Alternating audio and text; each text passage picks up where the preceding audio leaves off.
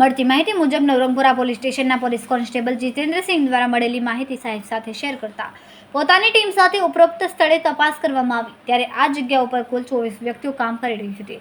પ્રાથમિક દ્રષ્ટિએ પૂછપરછ કરતા આ લોકો કેનેડા, અમેરિકા અને યુરોપિયન દેશોમાં જે ગુજરાતી અને ભારતીય રહે છે તેમના મોબાઈલ નંબર મેળવીને તેઓએ કોલ કરીને ભારતીય બનાવટની આયુર્વેદિક અને અન્ય દવાઓની જરૂરિયાત છે કે કેમ અને બજાર ભાવ કરતાં ઓછા ભાવે તેનું ભારતથી આ દવા મોકલી આપશે તેવી લાલચ આપતા હતા। ત્યારબાદ સામેવાળા નાગરિકને જે પ્રકારની દવાઓની જરૂરિયાત ઊભી થાય અથવા જે પ્રકારે તેની દવાઓની રિક્વાયરમેન્ટ હોય એ મુજબ એડવાન્સમાં પેમેન્ટ જમા કરાવી દેતા। ત્યારબાદ ઘણા કિસ્સામાં હલકી ગુણવત્તાની દવાઓ મોકલી આપવામાં આવતી। અમુક કિસ્સાઓમાં તો દવાઓ મોકલી પણ નહોતી આપવામાં આવી। ખાસ કરીને સસ્તો $1થી લઈને $800 સુધીનું અલગ અલગ પેકિંગની એ લોકોએ ઓફર મૂકતા હતા। પ્રાઇવેટ લિમિટેડ કંપનીના નામે આ લોકો નાગરિકોની સાથે છેતરપિંડી કરતા।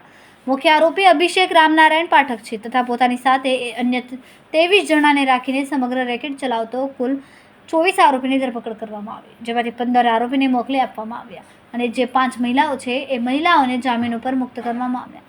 સમગ્ર પ્રાઇવેટ લિમિટેડના જે ઓનર બનીને સગાઈ કરતા તે અભિષેક તેની સાથે કામ કરતા અને સમગ્ર સ્કેન્ડલ મેનેજ કરતા એક મેનેજર, આમ કુલ 4 આરોપીને વધુ તપાસ માટે આવેલા છે। કોઈ નામે એનાથી ફાર્મસી કંપની, કોઈ પણ ડૉક્ટર કે અન્ય સંકળાયેલું છે કે કેમ તે તપાસ ચાલી રહી છે।